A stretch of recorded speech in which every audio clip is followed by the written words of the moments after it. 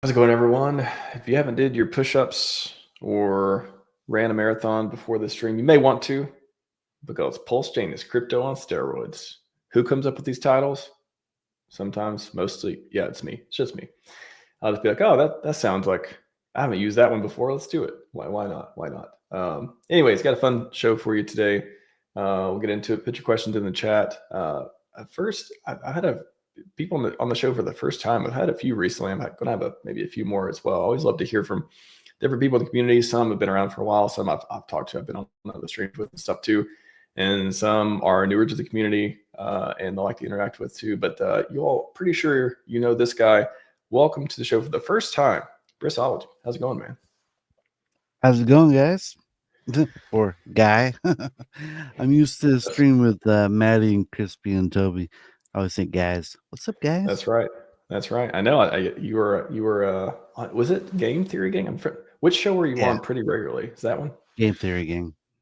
That's where I know, man. You've been killing it on the Game Theory Gang, and remember seeing you on there a lot. And yeah, good to. One thing when I hear and some people clip some of your takes and stuff too. I really appreciate just hearing. It's like I feel like you're one of the people in the community. It's like you tell it how it is type of thing.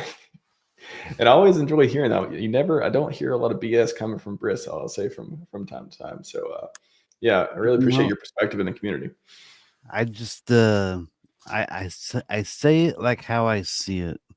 And a lot of people don't want us using like certain language because, whatever, mostly I think it's just because they're like, look, I don't want you saying that because it's gonna make your thing really popular, and I don't want your thing to be popular. So please, Briz, don't say things like that. Like the whole sack daddy theory. They're like, no, stop it. Yeah. I mean, again, I love the thing I love about it. You don't have to agree with things that everyone says or anything else. It's just, but having people in the community that we have all these different personalities, we have all these different ideas and perspectives and ways of looking at things. I think that's a strength. I think that collective intelligence, that collective, again, respectful kind of way of looking at things. I really like that. And I value that in this community. And I appreciate you can bring out some color from time to time, whether people agree with your takes or not. Yeah, to me, in my opinion, I just kind of feel like, excuse me, Richard Hart can't say certain things. He's not allowed to make promises or expectations of anything, right? And so him doing it the legal way is like the hard way, and like I said, he just can't say certain things. But me, I'm nobody, I'm just a dude on the internet. And if big bird in the background. What was that? You got a big giant gradient bird in the background. I like that. You're just a guy on the internet with a big the big freedom eagle back there. Profile picture. I like it. Oh, caca. Bald eagle, America. Yes. So so I say the quiet part out loud.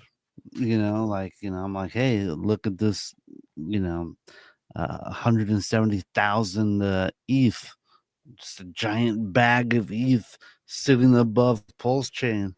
Like, hey, probably will never move. What could it possibly do? Let's do some game theory, and let's put some 1 + 1s together and see if we can figure out if it makes 2. That's quick math right there. I like that. Quick math. Yeah, man. Let's get Never into it. Do math on stream.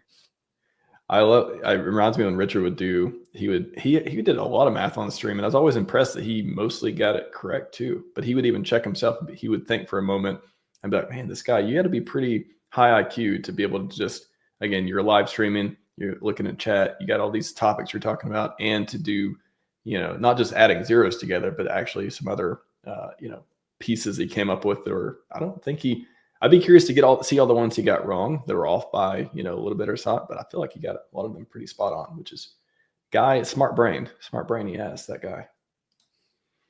Before we get into the topic, and we got some questions here too I want to get to. Briz, where'd you come from? How did we get you in the ecosystem? How'd you find the RH stuff? Um, so long story short is I got into Bitcoin in 2013. I got into it a month before it blew up to $1,200 and then came crashing down to 300. And that solidified me. I was like, "Oh my gosh, this is so like awesome. I totally get it. Limited supply, unlimited, potentially unlimited demand. The price is gonna go up, and I totally got it." And then and then Ethereum came along, shortly after, and everyone was calling like Ethereum a scam. Everyone's all, dude, this is a scam. They're asking for your Bitcoin to jumpstart this thing. All I want is the Bitcoin. It's totally a scam. What the hell is a smart contract? Does anyone even know what kind of like what they can do with a smart contract? No, it's a You total can lose all scam. your money. Yeah. Yeah, exactly. All you're gonna do is give your Bitcoin to this Vitalik weirdo looking kid. And so I kind of I remember standing in my living room looking at the Ethereum chart at 30 cents and just like, I should buy 1,000 of these. And then I just never did because I couldn't figure out what a smart contract was. And Yeah, so 30 cents. Whew. 2017 came and that really blew up, and I was like, "Oh man, that was a pretty big opportunity I lost." Now I was still big into Bitcoin and Litecoin, so I did really well. But but when I kind of missed out on Ethereum, I was like, you know what? Let me actually like start looking at these other things seriously, and let me just like check them out. And then that's when I kind of found Hex. I found it right there around 2018. I was like, okay, and then Richard just did his pitch, and I was all in before it even launched. And so I was there in Hex roughly a year before it launched, and we were all like impatient. Richard wasn't giving out very much. Um, just not a ton of information on how everything worked. And then eventually he launched it, and he still didn't give out that much information. Like, he didn't explain T-shares or nothing. He doesn't have like a big manual written out for everyone to study. There's a very unknown apparently white paper that I've added to the links on the Bento thing. But yeah, almost nobody has seen the Hex white paper. There is a technical document considered a white paper, I guess. But yeah, it is. I feel like nobody other than devs who even had a look at it before. And so but yeah, so I've been I've been with Hex, and I'm riding along with Richard Hart, for this whole journey. And you know I think Richard Hart has the best case to making like the most people wealthy, in my opinion, or at least the best shot at it. Like, he has such a bigger reach, I guess. And supposedly he's a billionaire. And so I don't know, I just feel like the most people can be lifted with his assets. And so I'm kind of like a Richard Hart maximalist. And I still love Bitcoin, but it's like if you get into Bitcoin now, it's like maybe you get like a 1.5x if you're lucky in the next year. I don't know what you've been Just watching, but I keep hearing Bitcoin is going to $1 million. I've been hearing that for a few years though. So is I that think it's going to $1 million too. But just probably not in the next year. Probably, I'm guessing, but definitely by 2028, Bitcoin halving and the 2029 bull run after that, I definitely think it'll hit $1 million. Well, And I want to especially hit. is like the government is now like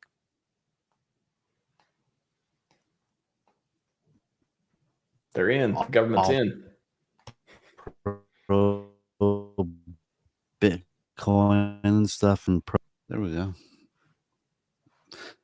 And so yeah, so that's basically my story. I'm just I'm just the guy that got in a little bit early, and I've just been you know studying this stuff. I've been inside the trenches, practically every day, and just learning what I can and trying to avoid getting rugged, trying to avoid getting all my money swept out of my wallet. Luckily, I haven't really had too many pitfalls. Nice. Yeah, I just want to touch on one piece you said too about I think Richard has the biggest chance of like uplifting people in that domain. I think that's a really good way to put it. Like it's a very, there's so many different verticals talk about in this ecosystem of, making money, being a better version of yourself. You talk about his books, you can talk about his, plans for glory, for personal glory, talk about his plans for longevity, all that stuff too. It really is kind of nicely put in a way of just like uplifting people, giving people a chance to be more and have a shot at, again, I always like to talk about Naval Ravikant talks about like, get rich and then figure out what you want to do. It's like, yeah, there's so much out there you can do if you have a lot of money, if you have a lot of like, you have accomplishments, you've maybe had something to direct you and give you an opportunity to make a contribution that you're proud of, and along the way learn and make friends and just help uplift the whole community that has these ideals about true DeFi and mad gains and all this stuff too. So I think that's a really good way of putting it. Like Richard he is trying to uplift people and give them an opportunity they may not have anywhere else. I know that's like the thing that every scammer will tell you, every get rich cream will tell you, every person on the internet trying to sell you something will tell you.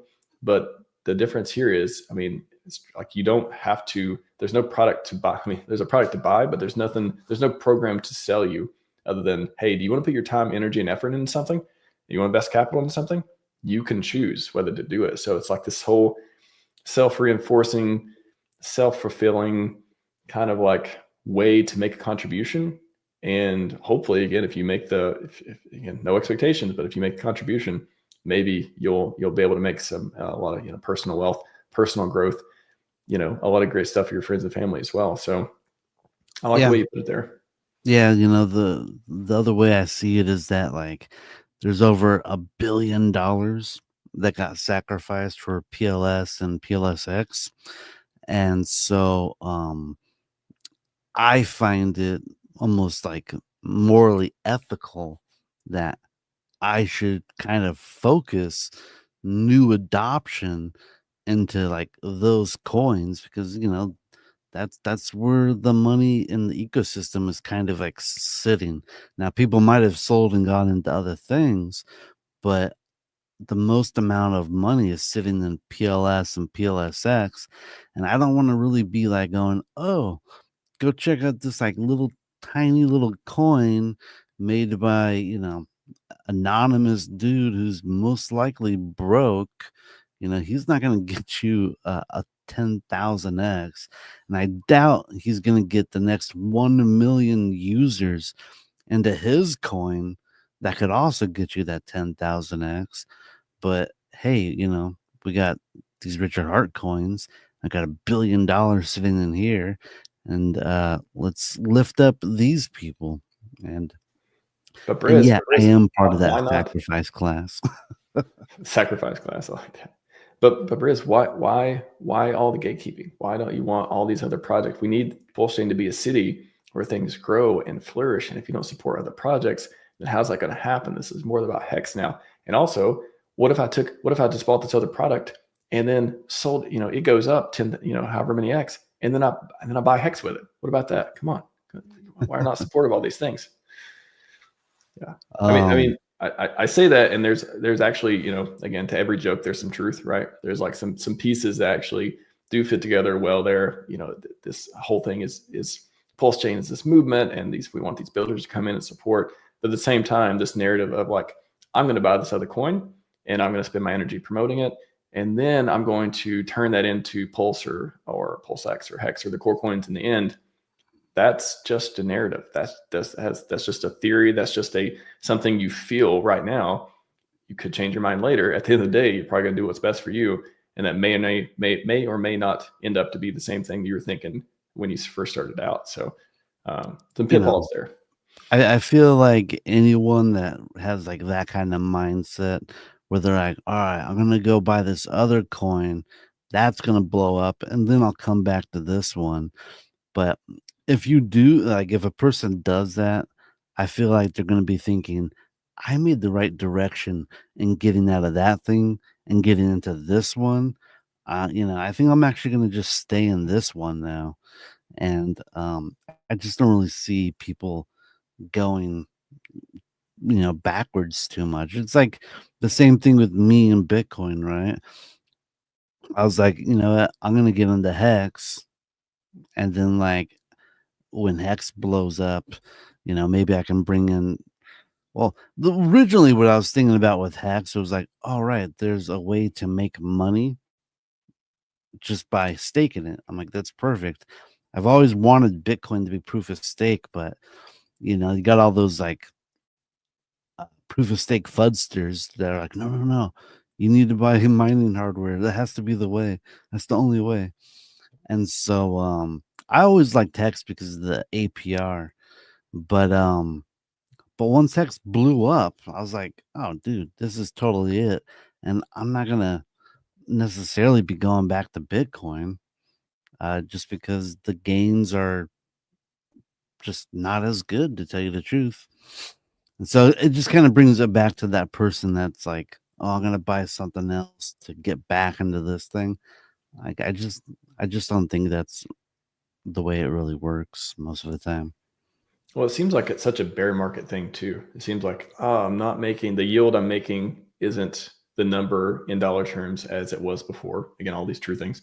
It doesn't feel as good. I was talking yesterday, I did a quick stream and I was like, FOMO is like when you feel good, FOMO. When you feel bad, FOMO. Like all these things are just, they're this reaction, this like reaction to like what's going on. You fear missing out of like this other project. Oh, I fear missing out the bull run because Pulse, we're not going to make it because things aren't popping off. These other things are. I feel like I'm missing out on gains that I have that fear, uncertainty, doubt they're not going to happen here. And then when things are going up, you have the FOMO of, oh my gosh, I got to get in. I don't have enough of this product. You got to buy more. And then again, you may not buy the lowest price and you may be buying the top. And at the same time, you may be getting out of a bad product or getting out of a good product for a worse product. So these whole like emotion driven decisions tend to, a lot of them may not result in what you want in the end. And I'm sure there's some people who have left an ecosystem and made money other places, and they may come back and put their money back in when they feel like it's we're more upwards trajectory, whatever they're looking for, indicators for that. But to me, it's like you're taking that risk, you're taking the mind share away. You may start, maybe you're making a lot of Hex content. Now you're going to start making a lot of not Hex content or not PulseChain ecosystem content, all that stuff too. I don't know. The trade-off is just, it's a lot. And I just prefer this place. I want to see PulseChain win. That's where I want to put my energy. So me that's where I too. put most of it. I want to help Richard Hart win. And when he wins, there's going to be a whole bunch of us that win too. The trickle down winning theory. Mm-hmm. Yeah, trickle down. I'll take it. Trickle down winomics. Got a question from Tchaikovsky. I'm drinking some chai. So I got some Bombay chai myself here in my Richard Hart Hope Cup. There you go. Nice. Why so bullish? Why so bullish, Briz? Why so bullish? Well, for me, is Briz going to get a hood on his car with his Hex gains this cycle? I'll get a hood on my car if Hex hits $1. I need Hex to hit $1. Mm-hmm. I like it. Why so bullish is basically, I just see a giant bag of cash hanging over the pulse chain. It's 170, and Richard is supposedly a billionaire, and he likes to buy his own coins. And I know Richard wants the glory, and I think he's gonna do it. I think he's gonna make sure that his coin gets the glory. And it's just from watching him speak for literally over 1,000 hours. I kind of understand where he's coming from, and I know he's dedicated to this one thing. Here's a short story from way back in the day.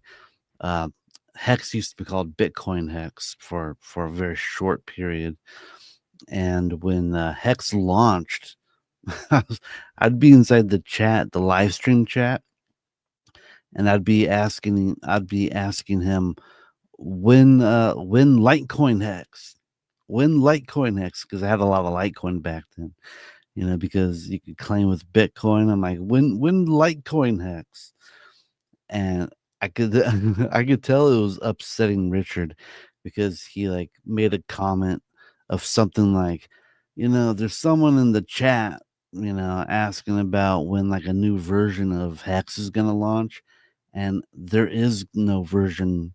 There's gonna be no other version of Hex. So quit fucking asking about other versions of Hex. And that was long before the Ethereum fees went way beyond reasonable levels. So to me, what I'm just trying to get at is that I know Richard is kind of dedicated to this product, and he doesn't want to dilute it a whole bunch. And then I see other founders of other chains, like Charlie Lee. He practically abandoned Litecoin. Sold the top, I think. Sold the top. Freaking who was it? XRP. They've always Ripple Labs. They've always made me what are these guys thinking about? They just never seem to want to make their coin go up in value. It seems like they're doing everything they can to make sure that their coin stays down in value. And so yeah. So I think Richard is honestly one of the best founders, basically. I mean, he is I one don't of a I don't kind. know of all these little sub coins on PulseChain. I don't know if their founders even want to market their coin for the next 1 or 2 years. I think they just want to market it for 6 months and then take off. I think Wipe the their one hands of it. I think the one thing that really always keeps me aligned for this ecosystem too is I know what he's in it for. He's in it for glory. It Yeah. hasn't got glory yet. He ain't got the glory yet. There's a lot of different verticals to glory, but is there a heart foundation that is set up for the fund longevity research with billions of dollars, for example? You could say that's one vertical. Is Hex is it flip Bitcoin yet? Has the eco turned into a worldwide sensation? Have we saturated the market with people for PulseChain? Has he had the best crypto? All these things he's talked about before hasn't happened yet. So for me, it's well, obviously he's going to keep going. He's going to keep doing these things. And what's in the way? I don't. Every time everyone's you have this doubt of it's not going to happen, or you're going to miss the bull run or whatever. What is in the way? Tell me. Don't tell me SEC stuff. Don't tell me the price hasn't pumped yet. Don't tell me Richard's not streaming. That. All those things can be reversed. All those things have nothing to do with I mean, yeah, he's streaming less because you could say he's muzzled for the case and all that stuff too. But none of that like puts it in jeopardy to me. Like it's not like somebody's going to flip a switch and be like, you cannot use billions of dollars to do these things. Like that's this world of like FUD that like people seem to entertain too often. So to me, it's like the glory is still intact. Like we're still there. There's a road to get there. Do you want to walk on that road? Do you want to run on that road? Do you want to just sit on the sidelines? It's up to you. But I don't know what there is to be worried about as far as I go. We got plenty of time in the cycle from what I hear too. I think the thing that's just holding us back really is that just 99% of people just don't care about finance. You know what I mean? Maybe like 95% of people don't care. They just don't care. Like, you know, I got personal friends, so I'm always trying to get into crypto, and like they got into crypto in 2021 when everything was just pumping like crazy, which actually kind of blew my mind because none of these people were around before 2021. I mean, they were around, but they didn't care, and started going like, how do I get in? And luckily I got like a lot of people in at below 3-cent hex, and then it blew up to 50 cents. And then I came back down, and just like ever since then, they all just kind of went away again. They never dollar cost averaged back down. Most of them, some of them did, but most of them are just like, yeah, man, I don't want to keep buying it and losing money. Just like, no, there's a 4-year cycle. But I for mean, the I get it. most part, Yeah, I for just the don't average think people person, do you care. feel you don't want to feel like you're throwing money away? Like I get the sentiment. 100%. I get it. But I mean, but for the most part, it just seems like no one really cares about investing. You know, maybe it's just like they don't know how to even get started, so they just never start. They never think about it, and they're just like living paycheck to paycheck or something. I don't know. But it just seems Yeah, like the adoption isn't coming as much as we would hope it would.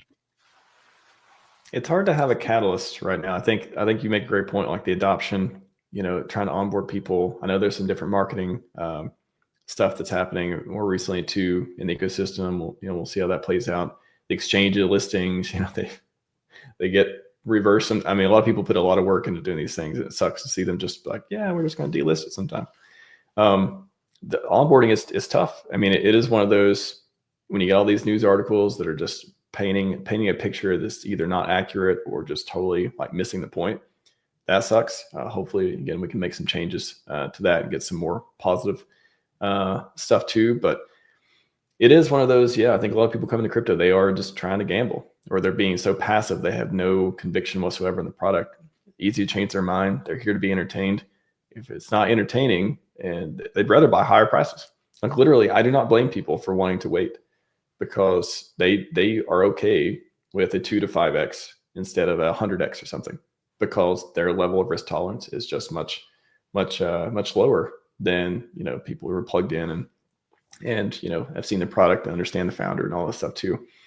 So onboarding is hard. It really is. I mean, not only do we have to Yeah, no, show people how to do the decentralized way of doing it, or get money here and use bridges and stuff. We don't have the green candles right now.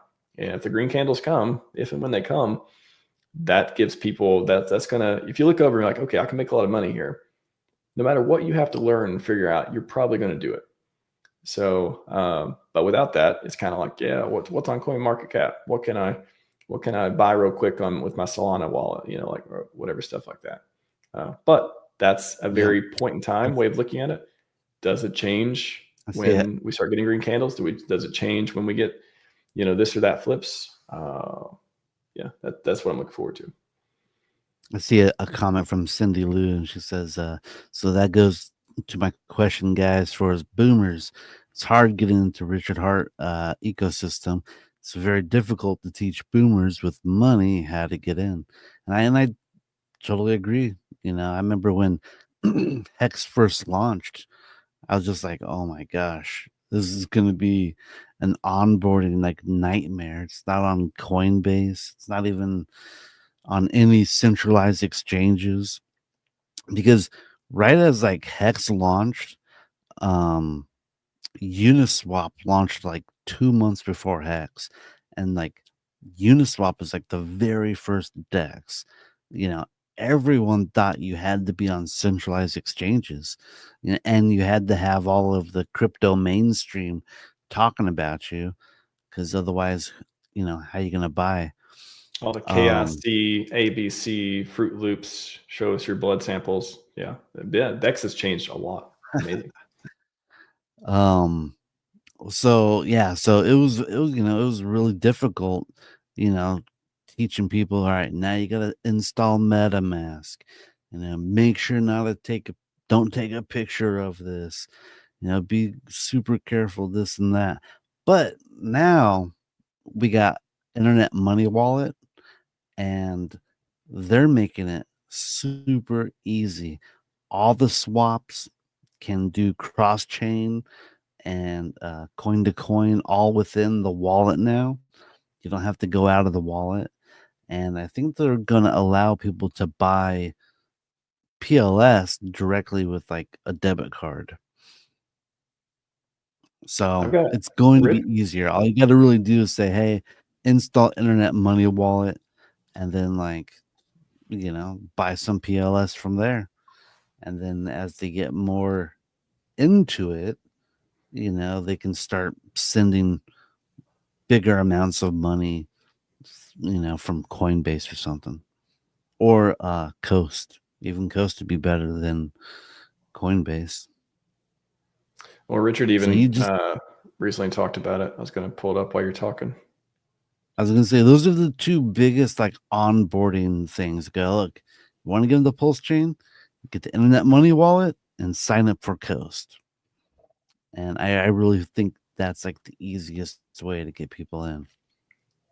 One of RH's posts to PBS, just buying ETH somewhere at Coinbase, then figure out how to bridge later enhance the chance of someone getting their feet wet instead of the analysis paralysis and missing out. Too many options paralyzes people. Example to get feet wet path. Get ETH on Coinbase. MetaMask, Internet Money, whatever wallet or app people are using, bridge and swap. So yeah, I think there's a good point there. It's really that simple. It's 3 steps after you're set up on Coinbase. Just transfer the wallet, bridge, swap. We Done. appreciate. Shout out to Cindy Lou. Been here for 3 years, just trying to bring new money in. Appreciate people trying to bring people Appreciate in the that, greatest Cindy. ecosystem. Doing I your also built a site. Yes, I also built a site that I use, or I share with people for onboarding stuff too. GoRealDeFi.com.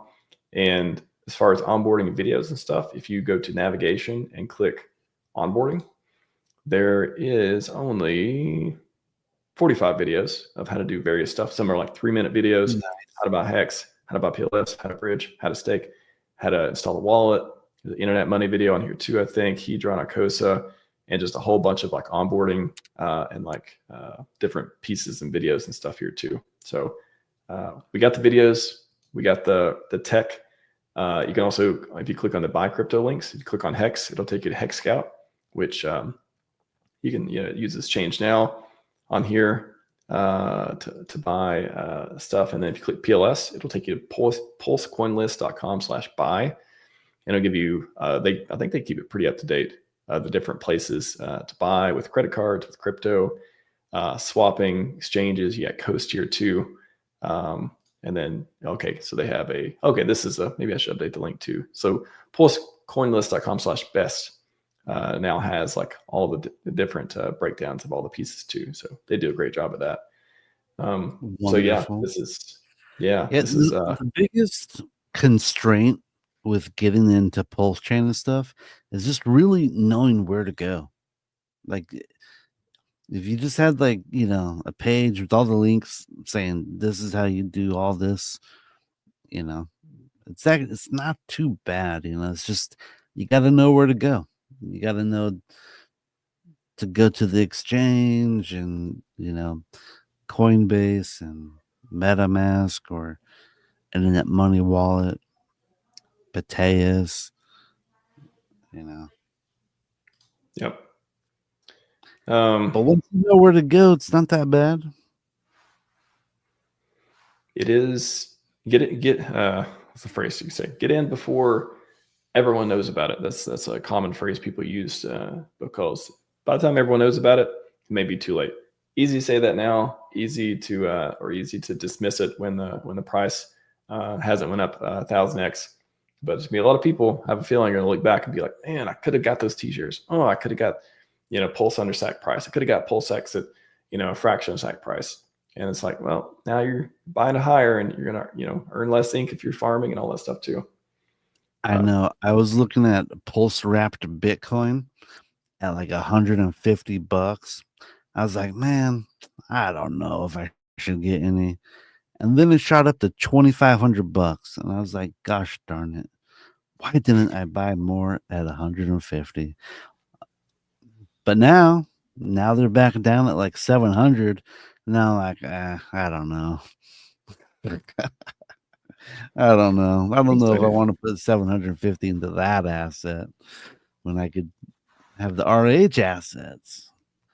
But I'm excited to see how the P copies do and all that stuff. World's largest airdrop. what do you think of the pulse wrap Bitcoin? Do you like it or do you not like it? Do you not have any indifferent? I don't have a lot of opinions on the. I think I would say the two most popular seem to be, PDAI, Pulse Wrap Bitcoin. There's a few other ones that have liquidity and stuff like that, but I don't know. I don't have much an opinion on them. It's kind of like I think for onboarding, and I think I hope that narrative comes around to be like, this is super good for onboarding because all the people who were holding at the snapshot date, maybe 2 years later, let's say things start popping off around PulseChain's 2 years birthday, for example. And now people, 2 years ago, I held a bunch of Bitcoin, wrapped Bitcoin in my wallet. Now, oh my gosh, it's worth, however many $1,000s. How is this possible? How is this happening? Oh, look at all the tweets that come from that. Oh, look, they have the stablecoin thing. Oh, it's doing this too.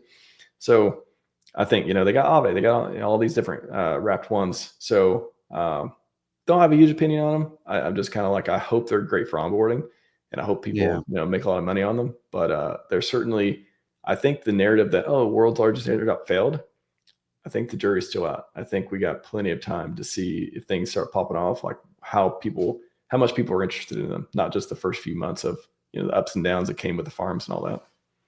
Yeah. I like the pulse wrap Bitcoin just because I think if it goes to parity with the regular Bitcoin, that's a good marketing aspect. But then if it goes to say like $1 million before the real Bitcoin does, Richard can kind of like gloat about that and use it as marketing and be like, look, our Bitcoin is worth more than the real Bitcoin. Our Bitcoin hit $1 million before the real Bitcoin hit $1 million. And so I think it would be used to bring a lot of attention onto us. But with that said, it's really just a real simple meme coin at this point. It's like all you can do is transfer it and buy and sell it, right? I think, yeah. I mean, narratives. That's all you could do with the real Bitcoin too. Yeah, if you break them all down, everything's all this. I think we'll see. I mean, man, if wrap Bitcoin and PulseChain hits $1 million before the real one, I mean, what can you think of a better? Who's not going to be posting about that? Who's not going to be like, how is this possible? Like, whether it's good or bad, it's going to be free marketing. All the Bitcoiners are going to be like, oh, look at this scam Bitcoin. Let me go over and dump it real quick. Oh my gosh, it went up again. Like, like if that happened, that'd be funny. Or Bitcoin's going down and then the other one's like going up or something, like there'll be some funny charts. Again, I don't really have an opinion on it, but it's just like, I think the ideal of world's largest airdrop would be, I think it's still in play to be a huge pump middle for the ecosystem. Brice, I want to get your. We've been telling them for a year and a half. Hey, man, it's a year and a half. Well, maybe two more weeks. That's what I keep hearing. 2 more weeks. We'll see. Brez, I want to get your opinion on your bull case. I know some people have listened to you talk about sharpening your horns for the ink token, PulseX ink token. I can see you can earn thousands of it per year on the PulseX DEX. It appears to be thousands of dollars, thousands of ink, and all that fun stuff too, depending on the amount of money you put in and percentage of the pool and all that fun stuff. Whether you want to pair it with stables or other coins too. Why do you like the ink token? I like the ink token because it's really the one coin where the price doesn't actually matter. You know, if it's offering 50% APR and you put $100,000 in, it's like you're making $50,000 and it doesn't matter what the price of the coin is. You know, it's like it's going to give you that much. Now, it's great when the price does go up. I think it has a lot of potential to go up. But you know, I really like farming. You know, I've been using my money to farm, and I farmed, you know, quite a bit of ink, and it's really helped me out during the bear market. Uh, you know, I would be having a lot less fun time if I wasn't farming. Let's just put it that way. um, but you know, ink is cool. Like, all right, you want to hear my bearish take? This Do is it. my bearish like observation, or this is just like if I were to have made PulseX, I would have not created the actual PulseX coin at all, and I just would have used ink as the PulseX coin. And so the buy and burn would go to ink. Ink would be named PulseX, and then we just wouldn't have a PulseX coin. We'd only have one coin as PulseX, and that's like the current version of ink.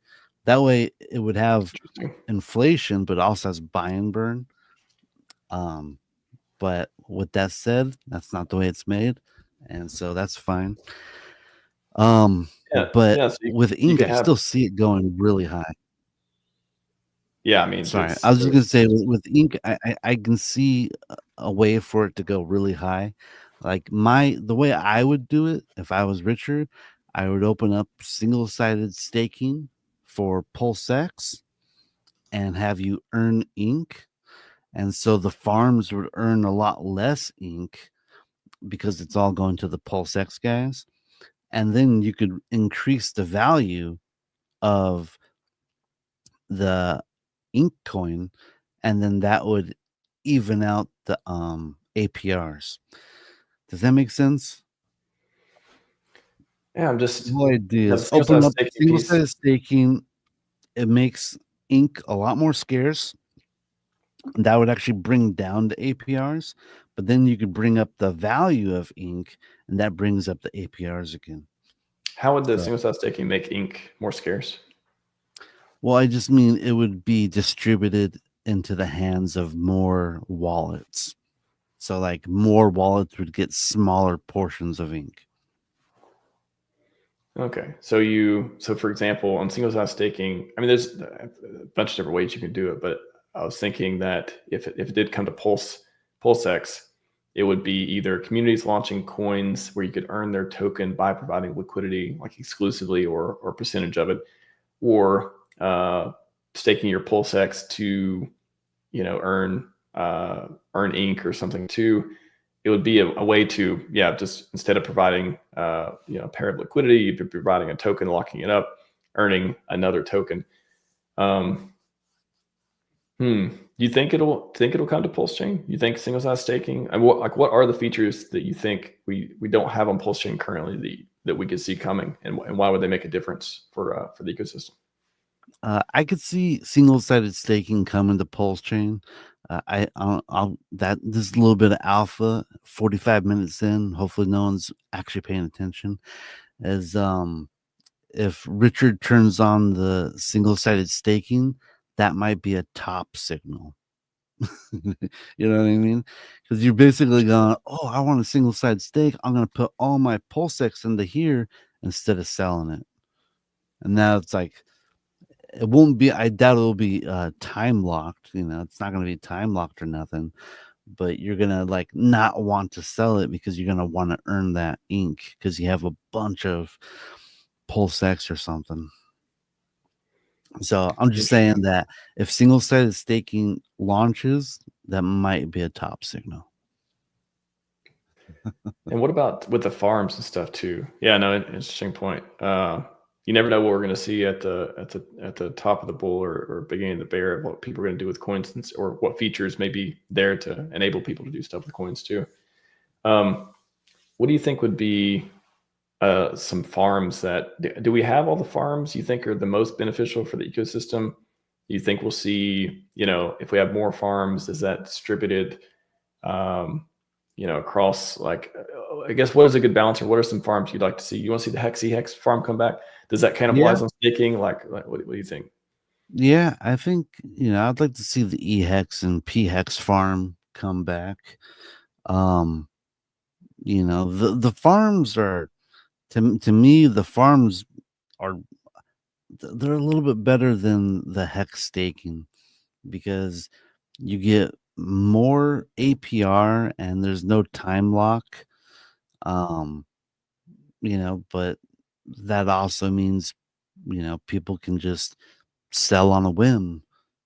They won't get hit with that penalty like they will in hex. So, I don't know. I like farming. I'm a big fan of farming. So I think definitely having a competitor with staking, trying to think of, if you're thinking of things that Richard, devs may be thinking about too, cannibalizing products, they're probably a concerted effort to be like, okay, we want to make things good, but also want to make sure it doesn't give the other. Some parts would exist, why some farms went away and stuff too. You're kind of breaking up on me. Oh, sorry. Yeah, I may come back here in a second.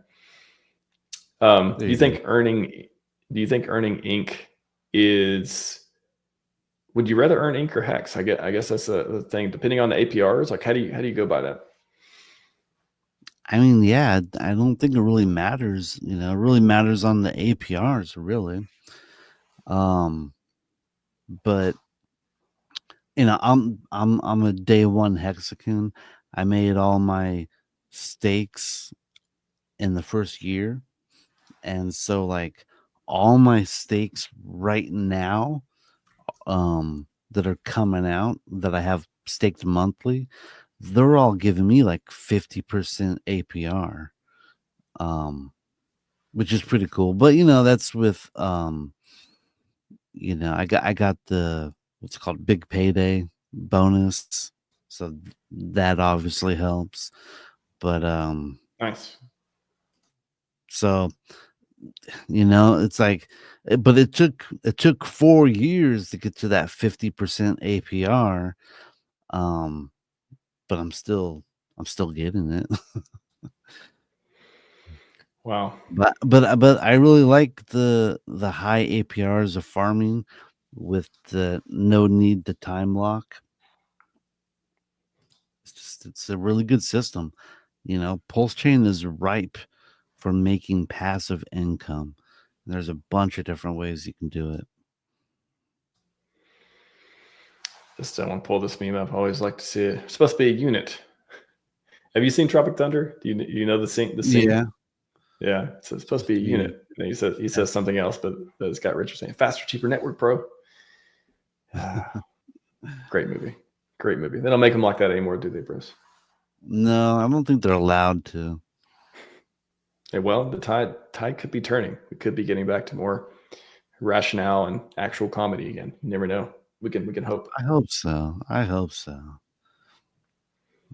Well, what do you think? 2025, we just hit the new year and stuff too. What do you want to see for PulseChain this year, and what do you hope? Other than the massive green candles that no one in the world could possibly see coming at this point. What do you want to see us turn into, Briz? Like I what would are like future to things? see more unity within the community. You know, it sucks that we just have all this like dumb infighting. And I know I'm not helping with some of my comments. Like, I'm just trying to be positive out here. And then everyone is just so negative. Like, man, it's like it drags me down with them. And like, I got to be negative to the negative guy because I want him to be positive. And now I'm being negative. And the two negatives don't make a positive, it just makes more negativity. And Quick so it's just math. like, man, dude, I just wish people could just be more, you know, patient and kinder to each other and just freaking like, you know, I don't know. I just wish we could all get on a concentrated train and just focus on just one thing. But it's just like, it's people on the internet. I don't even blame like our community. It's not like, oh, the PulseChain community, they're just so toxic. No, everyone is an individual, you know. We're not a monolith. And look at Maddie's conference. There's people on there that spoke that I didn't really want to hear their opinions, but it's like, you know what? Whatever. They get to speak. They get to, they get to say, something that's like opposite to the way I think or whatever. And that's okay. Like I said, we're not a monolith. But, I just wish people would stop trying to tear down Richard Hart. I wish they would stop trying to tear down PulseChain and Hex. And I just wish we could all just focus and lift the tide that lifts all the boats. Or the most boats. Maybe it doesn't lift all the boats, but it lifts the most boats. Right? Is 2025 the year of PulseChain? What do you think? Yeah, 100%. I think so. I really think so. It's gonna be great. Like, if it doesn't pop off this year, I see a timeline where it doesn't pop off this year. Where like, what if like ETH goes to like $20,000 and Richard still doesn't use the SAC funds, and then people start dropping off, and then 6 months into 2026 he starts using them or something, just to really get out the weakest of the hands.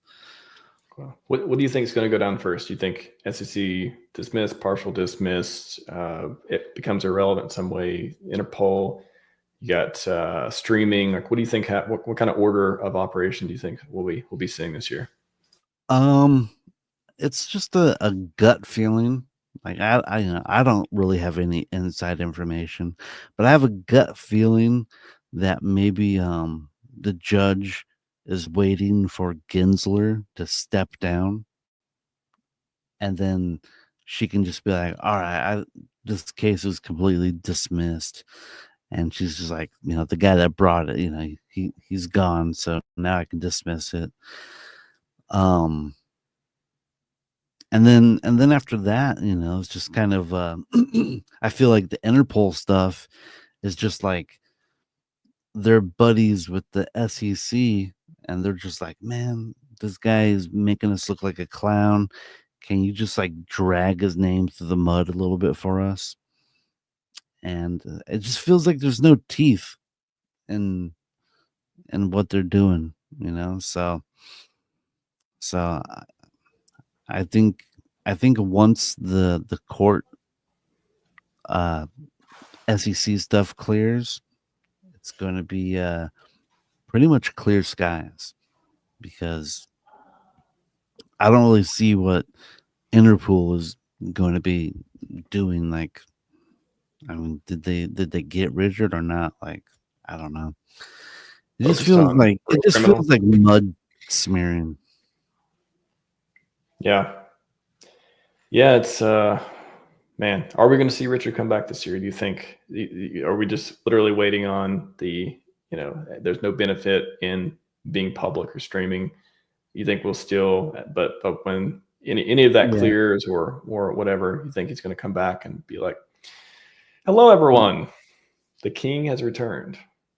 I think so. I think he's just not doing nothing for under legal advice, and that's fine by me. Until the SEC case is just like totally cleared, he shouldn't be putting stuff out there that they can use against him. So I totally understand why he's not, out there. But Richard Hart, I know he loves to be out there. I know he likes to go to these events. He likes to talk. He likes to share his knowledge. He likes to be a teacher.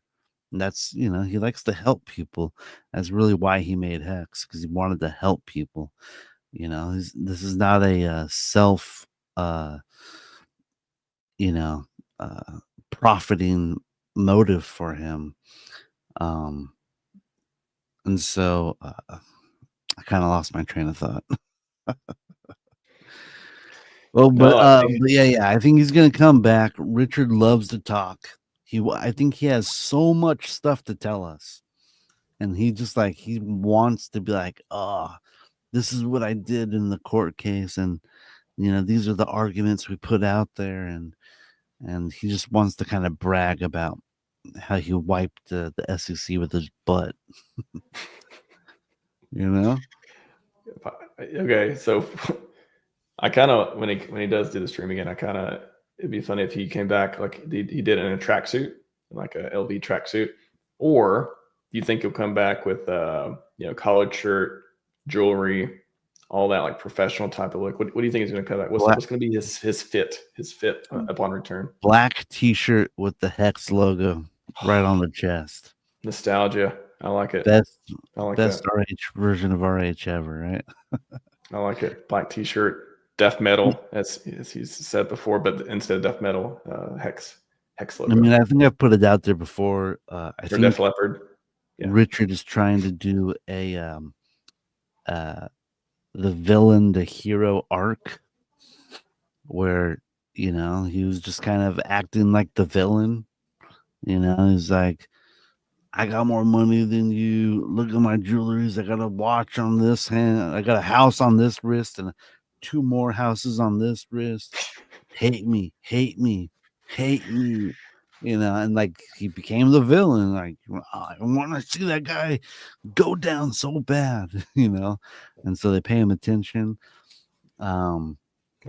And now he's been humbled by the SEC, and when he comes back, he's gonna be wearing a black T-shirt, maybe like one little earring, and sure he does have the Hex earring, I think, too.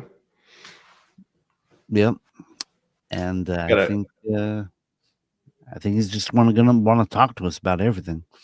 So I think it's gonna be great. It's gonna be a villain to hero arc. But black T-shirt, 8-hour live stream, limited pee breaks. I would love that. So. No pee breaks, no blinking. No blinking. The blinking. That's a OG video consumer of Richard too. That's a great one. So maybe even ask him why you never blink. He's like, oh, never noticed. Something like that. Last question before we wrap up. Paul Sachs, very important. Which Tropic Thunder character should RH come back as? Don't say Simple Jack. Choice. Definitely the Danny. Danny. Oh, Danny McBride's character. Danny McBride's character when he's doing, he's blowing stuff up. Yeah. Ooh, I like that. That's a good choice. What about the Tom Cruise character? What's his name? Right. Grossman. Les Grossman. Come back. That's a great character. You got Downey Jr., of course, as the Australian. Maybe he'll come back with that little dictator kid. Oh gosh! The one that's like stabbing him in the back when he's going across the bridge. No, never mind. Yeah, throws him off. Richard the fighter. Scorched earth. You got Downey Jr. You got humbled. He will never be cokier than ever. Cockier. There you go. Oh, that's a good point. He must have his beard back. Ooh, yeah, beard or no beard. I'm going beard. I'm going like I I'm like going like the goatee yeah. beard. This is Flaming Dragon. Oh man, the guy on that walkie-talkie. Flaming. I don't care what the fuck you are. Like that. Oh, you got me to watch that movie now. I brought up Tropic Thunder. So many good parts in it too. Shout out to Tropic Thunder, Ben Stiller, whole game. Everyone, I think that's all we got for you. Briz, what do you want to take us out on, man? What's good? High hopes, predictions. Just what do you want to take us out on, man? I would say I posted a video about Richard Hart on my X account. You can find it right here on Brizology at X. And I posted a video on January 6th, about 4 days ago. And it's a video of Richard Hart. And it has a song with Radiohead playing the song Creep in the background. It's sung by a choir. And I just recommend, it's only a couple minutes long. Everyone, go check out that video. I think that will really kind of like open up your eyes to what. that's a funny video too. But I think that's a really great video that kind of like lets people kind of like realize about what Richard is trying to do. And it's not just a totally abrasive one. Yeah, that's the one right there. Yeah, that's a great one. Yeah. It has, I don't know if it has copyright music. It has the Radiohead song on it. So oh yeah, I can't do audio in this one anyways, but yeah, everyone go check that out. Whew, classic Richard. Classic Richard. It's really good. And the music really ties it together. And that was made by Hex Edit. And he did a really great job on it. Yeah, he creates a lot of great content for sure. All right, man. Well, great to have you on the show. It won't be the last time. Good to see you. Appreciate having you in the community. Your takes, your candor, your ability to make a contribution, all that fun stuff. May we all have the maddest of gains this year. And everyone else out there, if you're just tuning in, hit up the replay gang. Great stream. But that's all we got for you today. 2025 is going to be our year, boys. Let's go. 2025 and 5555. We are out.